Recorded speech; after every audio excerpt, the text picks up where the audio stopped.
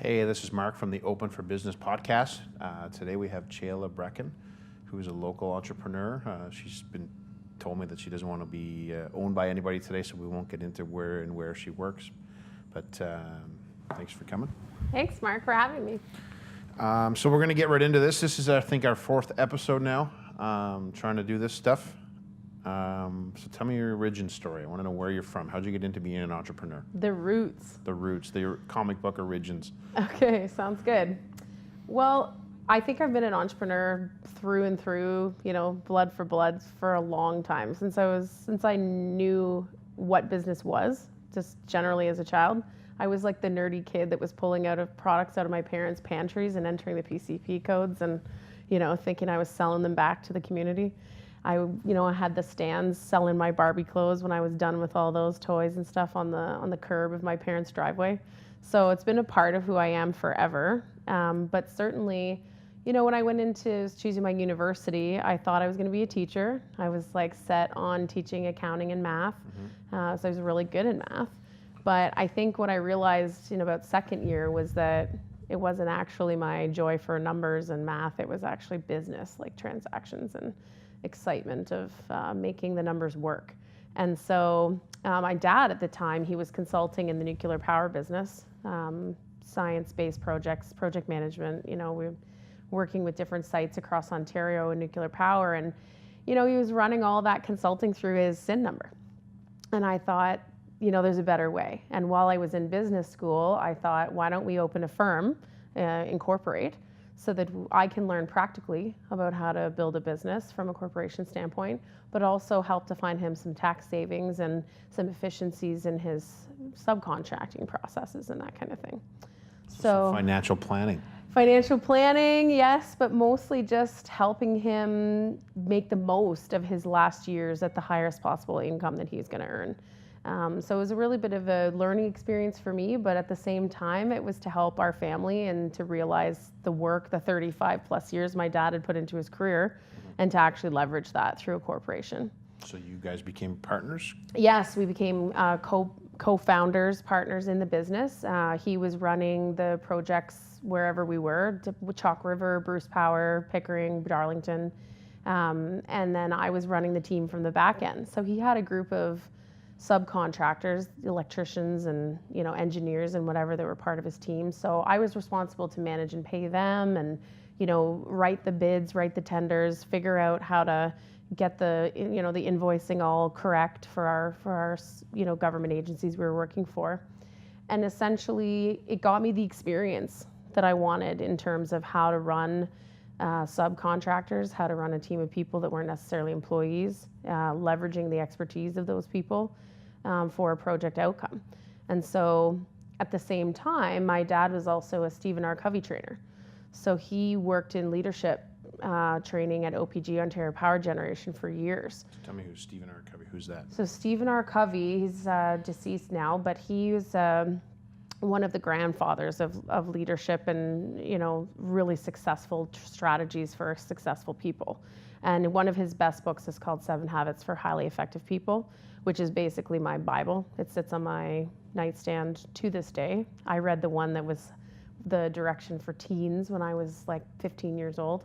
So I've lived and breathed by those. So that wasn't like 17 magazine. It was a little different. Oh no, I wasn't picking up 17 magazine. No, it was sort of like a teen version of the same principles found in his first book, or his major book, The 7 Habits.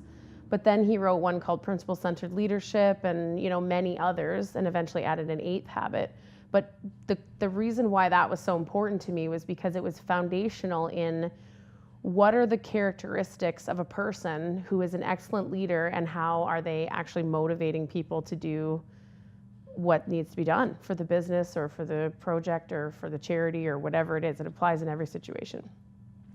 So I was learning a lot. Even when I was a little kid, I would travel with my dad to his trainings, and I would do the flip charting and the penmanship on the flip charts, and just absorbing that from such a young age, and then being involved in youth groups and different organizations where I was making presentations and I was teaching my peers. Even with swim coaching, I started doing that when I was 12, right? Teaching youngsters how to swim, and then eventually in high school teaching a huge program worth of kids how to swim. So I was always delivering verbally, always presenting, and always exercising it from this platform of the Stephen R. Covey material. So public speaking and presentation have never been an issue for you? No. Yeah, like when I was in school, high school, I was super nerd. I joined the public speaking club and went through the motions there. You know, you start at your local Lions Hall and then you go to a regional one. And then eventually I was fourth in Ontario when I was 17 years old, delivering a speech about the nuances of high school relationships as they evolve from grade 9 to grade 12. Yeah, it was a comedy piece, you know, it was super light. But, you know, I learned how to deliver, but then at the same time, I was building a foundation and content of like what to deliver and what that looked like. But, you know, at the same time, running the corporation in the background gave me a ton of practical experience. And then that's when I moved to Renfrew County and decided to pivot the organization. So you were running this kind of not from here then, No. originally? Yeah, originally when I went to school in North Bay at Nipissing, and it was just a phenomenal business program there because I was able to be a TA and kind of work right with the department. So I had a ton of professor mentors there. You know, Glenn Brophy, I still think about innovate or die was one of the first things that he said in our strategy class. And I also worked for Dr. Natalia Brown, who was a you know, an economist, essentially. She was a world-class economist in the way that she perceived third world development. And I really took a deep interest in immigration and the reasons why certain countries develop and others don't. So you moved to Renfrew County. Yeah. And you're helping your dad run this corporation now full time? Yeah, so basically 2010, I left my job. I was working in the for-profit industry. Wasn't connecting with a job with a boss or that. So you don't like to be told what to do, you mean? Yeah, yeah, that's well known. That's a well-known quality of mine. But yeah, I decided to take the opportunity to move here, and I didn't grow up here, but certainly my parents had property here when I was growing up, and I spent all my holidays and summers here. So it was kind of like one of those coming homes, but not really. Sort of like youth in migration. You weren't like, oh, I got to move back to Renfrew County. No, I was excited for the life is opportunity. over. No, actually, I was super excited for the opportunity to see what was available here. And I was sort of familiar with the economy. I knew there was a lot of public admin jobs and a lot of small business. And, you know, obviously the science industry in Chalk River. But, you know, yeah, I loved it. I came and I started working right away in immigration. Couple of jobs at the time was through an office in Gananoque, but they had a little satellite division here for workforce planning. So I got in on a contract running an immigration project. And that really gave me the tentacles into the network here and started to develop key relationships with the leaders in this community and also the ground level people, which is just phenomenal community of people working together here. And I just saw an opportunity. I just saw a gap. And I said, let's pivot the firm towards this. Dad was retiring, and I said, let's shift from science to community development. Now, is Dad still on board, or is he shifting out, or how's this going? It's super cool, actually, how it all flip-flopped, because at the beginning, I was sort of trailing him, and then now it's actually he's trailing me, which is really neat. So he's doing the flip charts, and he's running the... Exactly. That's exactly what happened. Actually, a couple Monday nights ago, we were doing a session, and that's exactly how it was. I was delivering, and he was taking the notes and supporting with his sincere wisdom. Without asking. Without asking, for sure. That's his job, right? Daddy-o. So tell me what you're kind of into now. So I'm 100% community development focused. Okay. So the direction of the firm, I only work with clients who are change makers. So if your goal as an organization is profits or shareholder satisfaction, it's unlikely I would work with you. The goal for me is to empower people within organizations that make a difference in their community. So, you know, that's a broad range, you know, from sports to charities to immigration in rural Canada. So there's a huge range of topics that I work in now, but ultimately the underlying theme is that I only help to build empowered people, leadership, planning, strategic planning, whatever it is, the tool that we use doesn't matter, but it's leadership capacity building in nonprofit change-making type organizations. Cool. Yeah. And so that keeps you fairly busy then? Busier than you might want to know. Yeah, definitely. Yeah, this is a 100-hour-a-week commitment. So back to running the incorporated business then, like who does your books? Who does your planning? How big of a corporation are you here? Still just you and your dad? Yeah, so I do all the day-to-day, the payroll, the bookkeeping, HST. I have an accountant that does all of my financial statements, and, Chris Carroll's office in Deep River is a really high-class facility, so they do an amazing job there. My dad does a lot of the, I throw him ideas. We do a lot of the touchdown leadership level meetings together of what kind of projects we're going to take on, what bids I might put in. So he's still my chief advisor, but he doesn't have his hands in the mud. That's the way I do. So a lot of the stuff that you're doing to generate income then is contractual work. It's all contract. Everything's contract. Some of it's short-term, fee-for-service. Here's an outcome. This is what it's going to cost you to get there. And sometimes it's take on a 3-year agreement, right? Where I'm working with an organization for a certain number of hours a week to continually support a project. So it varies, like I just finished up a really tiny one with the museum in Arnprior. Okay. So that was like a quick 3-meeting, in and out. And then we'll be working on a 5-year plan coming up. But that was one single client interaction. Whereas the contracts that I have with Algonquin College right now are hours-based. So I'm leading a project on a semi-regular basis. Tell me about that particular job. You're the entrepreneur in residence at Algonquin. How does that operate? Yeah, that's a really cool position. They were fortunate to receive a 4-year funding agreement with Eastern Ontario Development Program through the local Community Futures Development Corporation of Renfrew County. So the kind people there basically matched $400,000 of Algonquin's money with $400,000 of provincial money and federal money to support. They do a skilled trade fair called Options every year, so it helps to support that. Mm-hmm. And then there's the co-op placement students, and then this new role that they created called the Entrepreneur in Residence. And my predecessor, Chris Doré, was in that position for a number of years before I was. But the goal of the position is to empower entrepreneurship on campus and in the local community that surrounds us. So I coach student startups. I'll work with local businesses who are looking to expand or be retained in the community. I work with nonprofits. Like right now, I'm working with the Child Poverty Action Network to develop their strategic plan through that role. So I have a lot of fluidity and autonomy with what I work on, but the main goal is to bolster economic development. At the end of the day, I'm sure they would like to see some indicators around job creation, but as an indirect influencer, it's difficult to capture that. But I think the key thing is just to give the tools and fill the gaps of what is needed by the business community.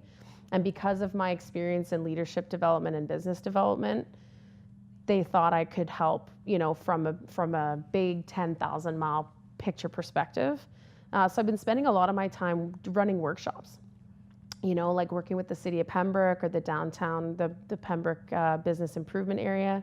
And last week I presented at the Women in Business Conference in Arnprior, 150 women in the room talking about branding, and all of those workshops were accessed, for free by those organizations through the funding at the college.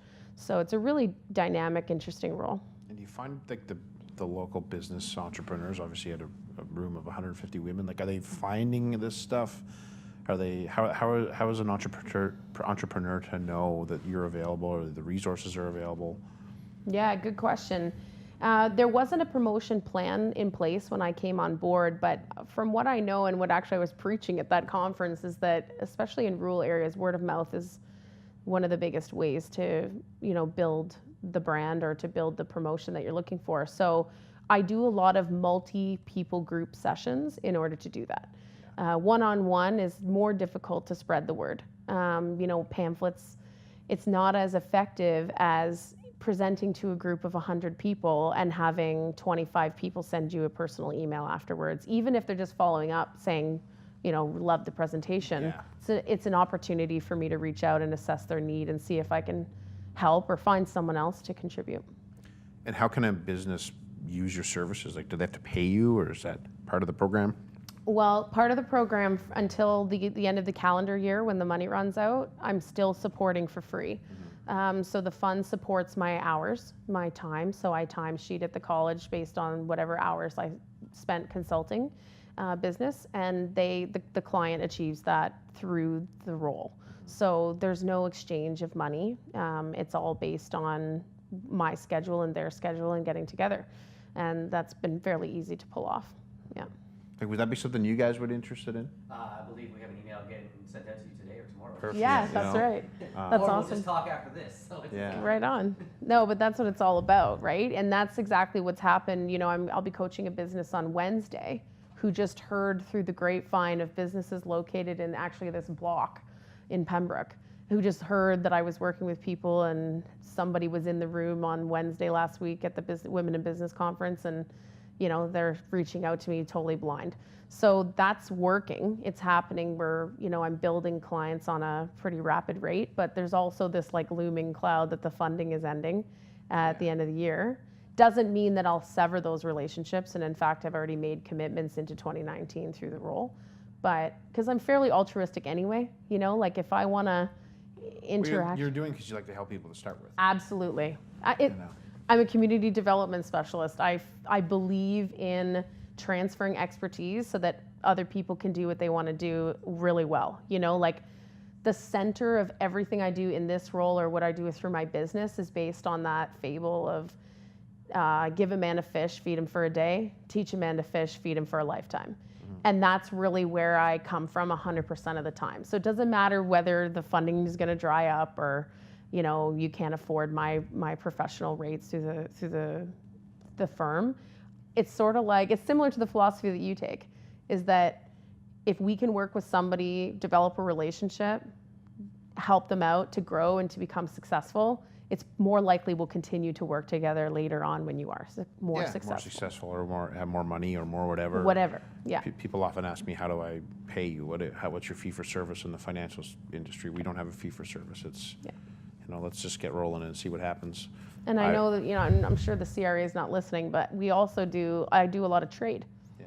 You know, like if you're like a business owner that I want to achieve service through, I can coach your business and trade you product or service, you know, for the same outcome. like we're doing right now.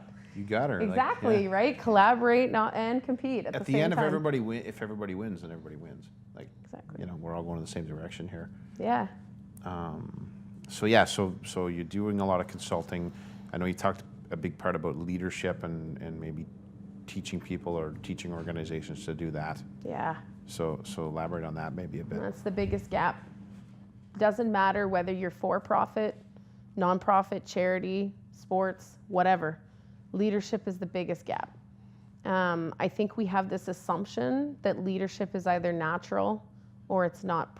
No, you're either a leader or you're not. Right. So there's this leading world assumption that you're either born a leader or you're not. And if that's the truth, then there's 50% of the leaders out there are not natural born leaders. Yeah. And so there's a gap there in the sense of capacity, right? Like if you have worked your way up a company from, say, a mail clerk to a manager, what exactly have you done to understand how to motivate people, to value people, to train yourself, to have an understanding or an education or even just an experience level of how to get that done if it doesn't come to you naturally, right? And that's it's something that's very difficult for organizations to face when they struggle with certain. When they've promoted the janitor to the CEO because he was really good at cleaning the floor. Right. So let's promote him, and let's, you know, maybe he should have just kept being the janitor, and he would have been the best at it, and the place would be fantastically clean. And now he's the guy running the ship, and he'd rather just clean the floor. Right. It's the same way when I'm recruiting coaches for the swim team. You know, I can teach anyone the technique of swimming, the X's and O's of swimming. Yeah, kick your feet and don't drown. Right, absolutely. But if you start with someone who's excellent at communicating and connecting with kids and a genuine collaborator, start with those fundamental characteristics and then layer on the technical skill, you end up with an excellent coach.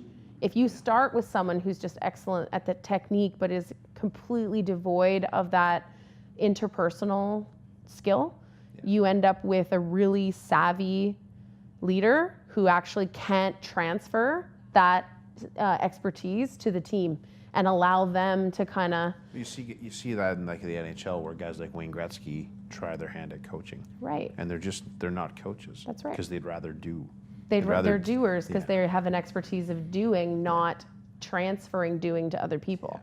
And motivating people through valuing them, understanding their true fit as the janitor. Like, it takes me back to the story of the Kennedy Space Center, right? The president's walking around, shaking all the hands of the astronauts and engineers and scientists that are building the rocket, and they're going to be riding the rocket. And then he turns to the man cleaning the floors, and he says, "Do you know why you're here?" And he says, "Yeah, to put a man on the moon." Right? So when people can feel deeply connected and valued as an individual piece of that puzzle contributing to the vision, teamwork, leadership, it just falls in place. Know your role and stay in your lane. Know your role, stay in your lane. And it doesn't mean that you don't work towards a goal that you want in an organization. If you're an entry-level person, you start as administrative assistant. It doesn't mean that you don't want to become the executive assistant. But when you have an expertise in managing someone else's schedule and making sure that they are getting their job done to facilitate their job, then stay in that type of work, right? It's like someone who shames someone who wants to be a server. Do you know how good an excellent server is to the customer and how that's a huge competitive advantage to the business owner, the restaurateur? That's what I mean. That's what oftentimes they turn around, oh, that guy's a really good server, or that is a really good waitress. Let's make them the manager. And now they're not on the floor anymore. Right, you know? Which is where they're actually getting their best ROI from that person. So I try to help leaders understand how to view their teams that way. Instead of, here's the hierarchy, I'm the CEO and you're the directors and then here's the managers. And it's not know your role in that sense of hierarchy. It's know your gift and how you're going to contribute that to the organization. And as a leader, you have to be able to see all the gifts of the people on your team. And to understand that the motivation of people, number one is recognition, to be valued in the sense to stop and pause and say, "Mark, what a great job you did on that client file," or whatever it was, and to pause and recognize. The second biggest thing that people want is flexibility, right? I've got kids to pick up at 3:55 off the bus, so I need to leave here at 3:45. So that means I'll come in at 7:45. Can I have that flexibility? Yes, because I value you. Then it's money. So when you really look at the human condition of how people are motivated, it's best to look at intrinsic motivators instead of dangling the incentives of money and vacations and benefits. It's actually more important to pull out what drives them from inside. So I try to teach organizations not only how to see their people like that, but how to get their investment out of the grant or the money or the people that they're putting on something to get the best possible outcome from it. That's the funny part about me. I'm in the financial services industry. Everybody thinks I'm a money guy, and I really don't care about money at all. Yeah, you're a people guy. And a freedom person. Like, if you had to keep me in a cubicle all day, I'd lose my mind. Right. Cage me. No. Can't do that. Me too. And people can't understand that. Like, oh yeah, it must be nice to do this. That's my new thing. Must be nice. Like, it's not about the money for me anyway.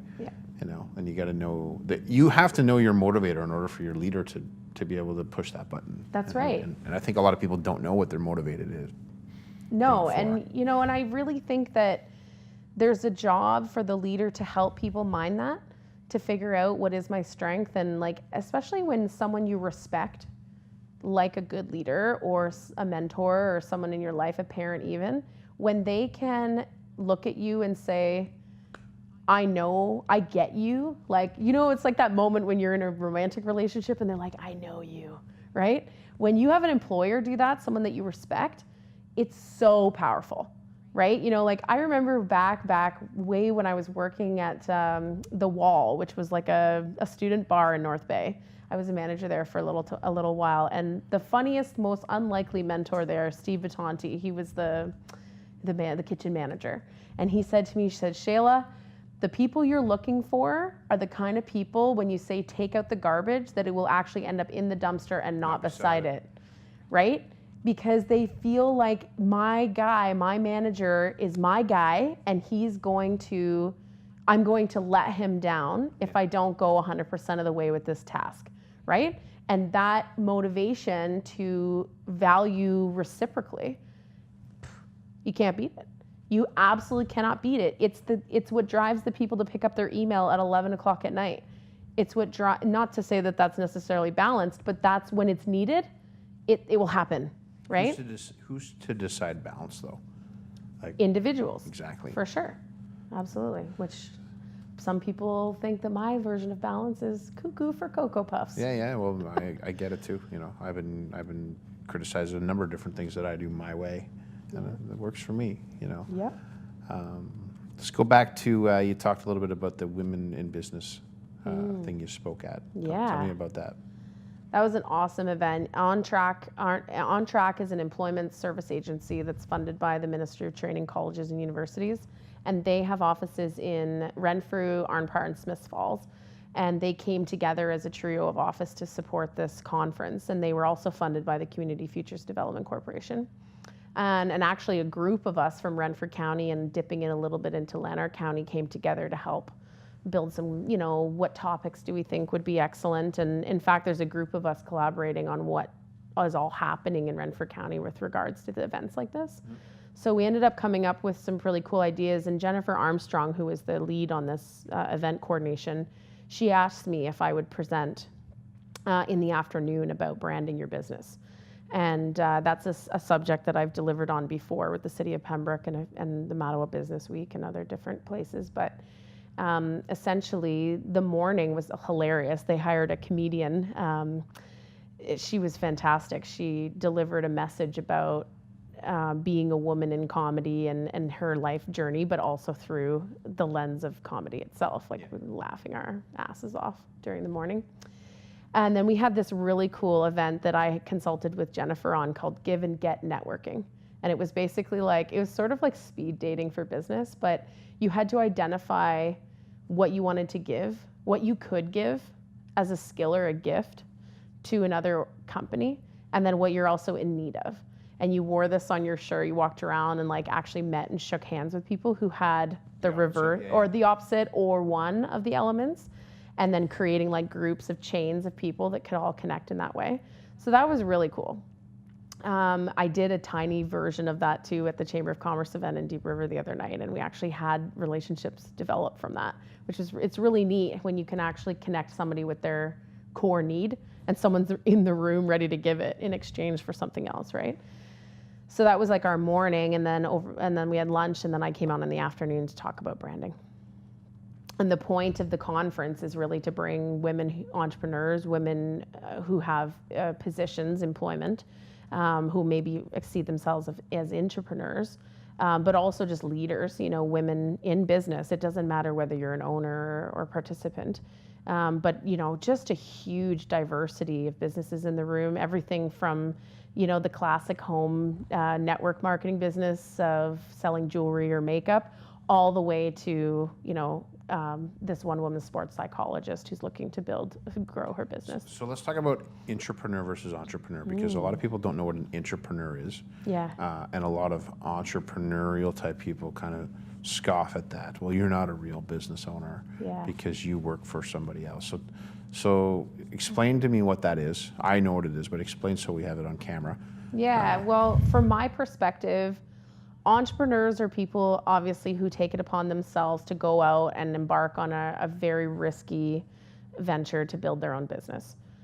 An intrapreneur faces less risk financially because they typically are an employee within an organization, but often they face risk in the sense of bringing forward innovative ideas to a potentially status quo leadership team.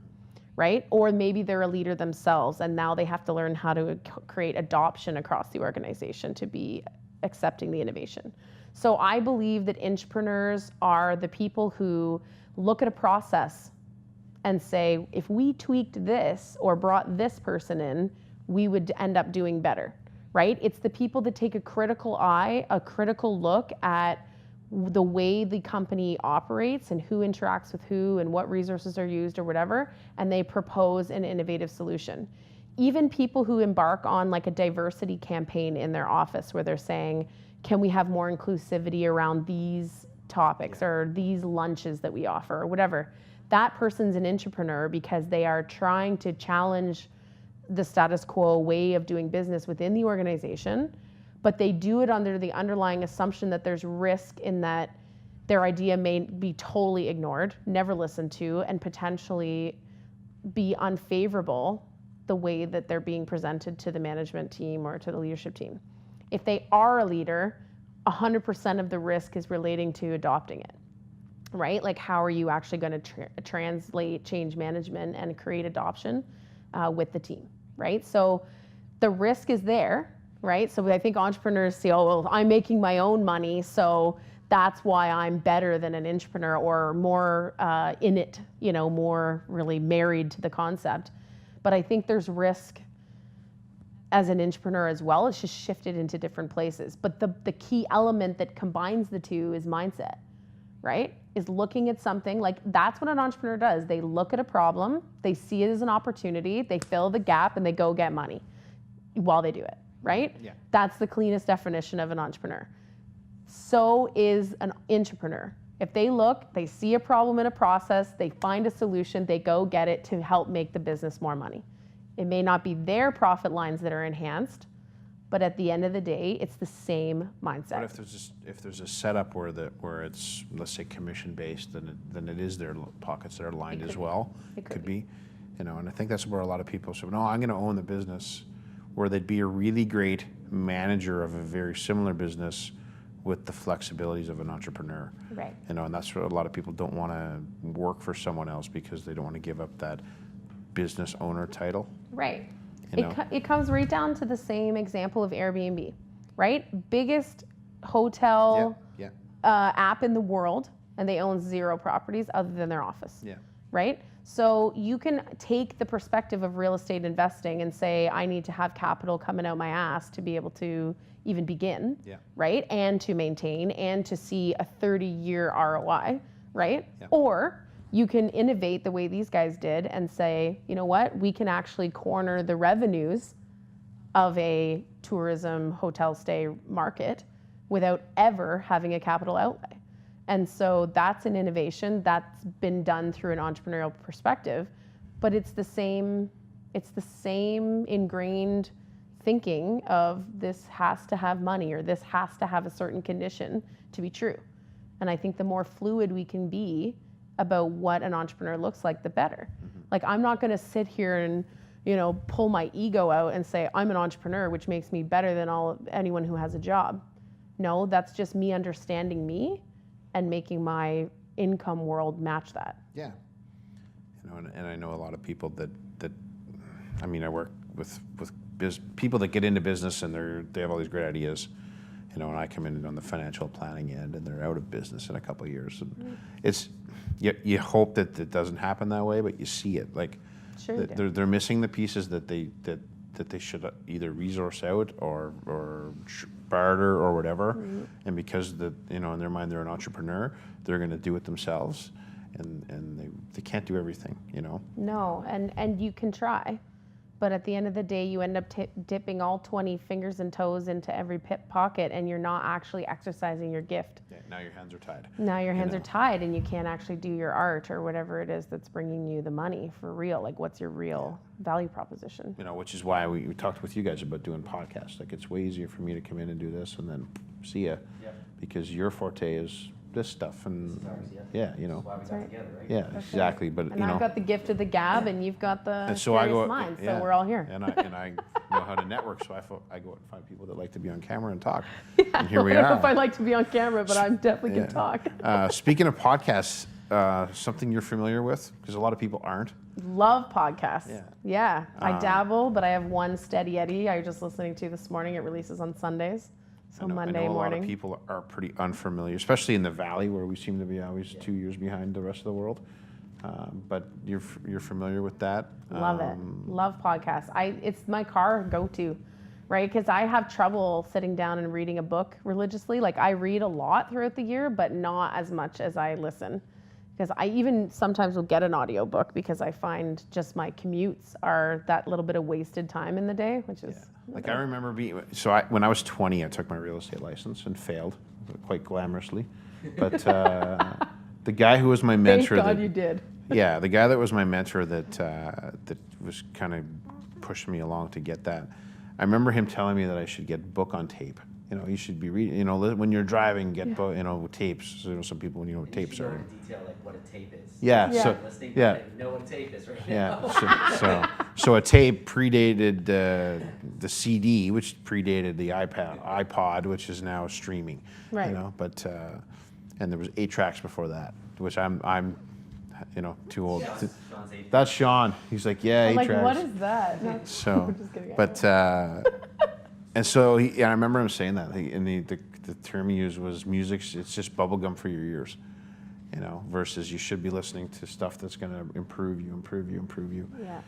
And to each their own. I mean, I listen to music, and I'm sure we all do lots. Well, and that goes to learning style too, right? Some people Yeah. are doers, some people are visually gotta see it, Yeah. some people have to audibly hear it, right? And some people have to touch Do it all. Yeah. Yeah. Well, I'm super audio, so I love learning that way. Yeah, and so am I, and I have to do it. Like you Yeah. can't tell me how to do something. I have to go do it myself. Try. So, so that was kind of the premise of this podcast. Let's create a podcast buzz in and around the Valley. At least try to in the business world anyway. Yeah. And kind of see where it goes. So you're I love the idea. It's highly entrepreneurial of you. yeah. It was literally because I just got a message asking what we were doing today. Like, And I hope you told them you're doing a podcast. That's awesome. So for speaking engagements that you do, somebody wants to hire you to do a speaking engagement. How do they get a hold of you? What's the walk me through the process? The process, well, I'm not sure if I've laid out a process yet that's clean. That's the key thing is, I'm also working on my branding right now, Yeah. building a website with an awesome team of guys from Rebel Marketing. Yeah.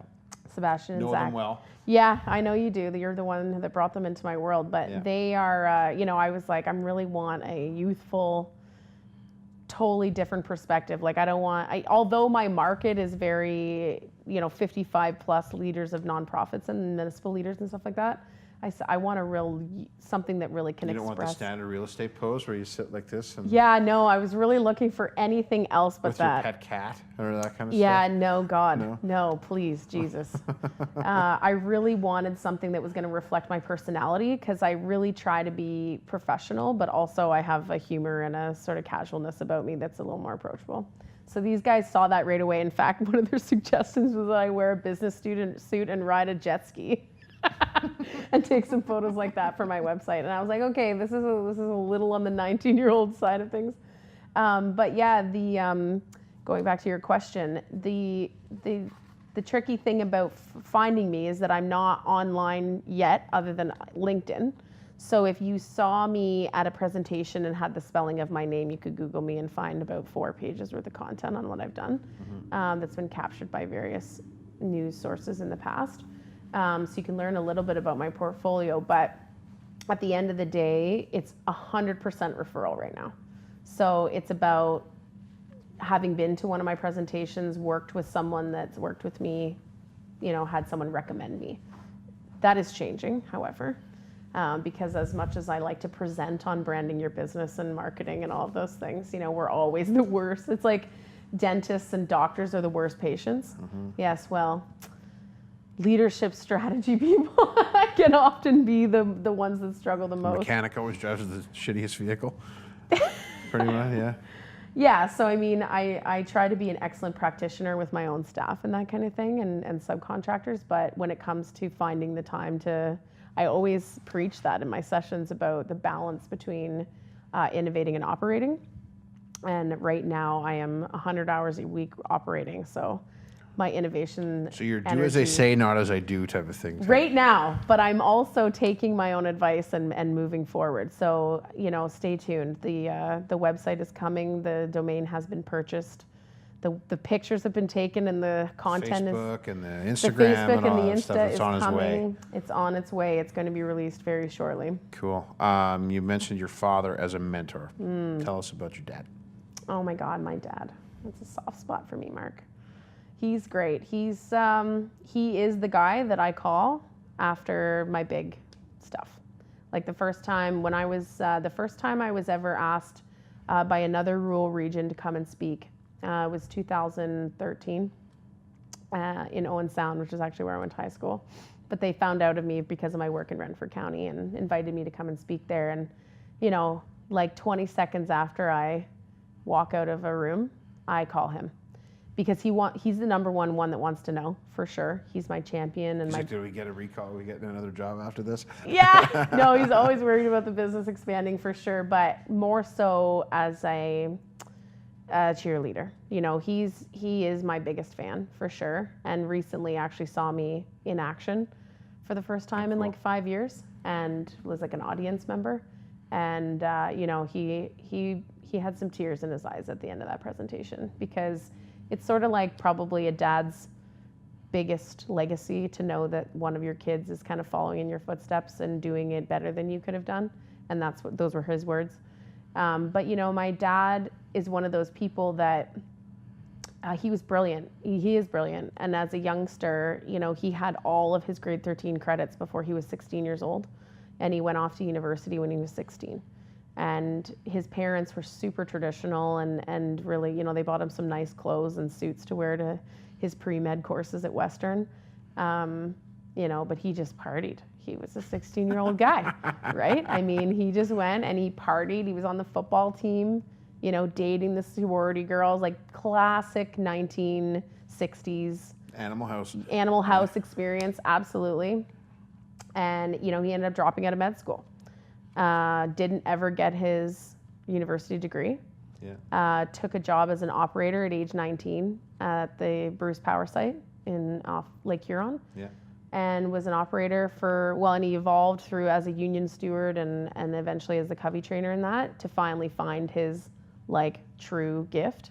But that wasn't until he was 45 that he actually figured that out about himself. He raised a family, he had a divorce, met my mom, had another 2 kids. Yeah. So he was going through this whole like personal growth thing, and he really didn't understand his true gift until quite a ways into his operating career when he knew he was a leader and knew that he had this ability to connect with people. And he had personal struggles. He struggled with substance abuse. He struggled with relationships. Clearly, he's on to his 3rd wife.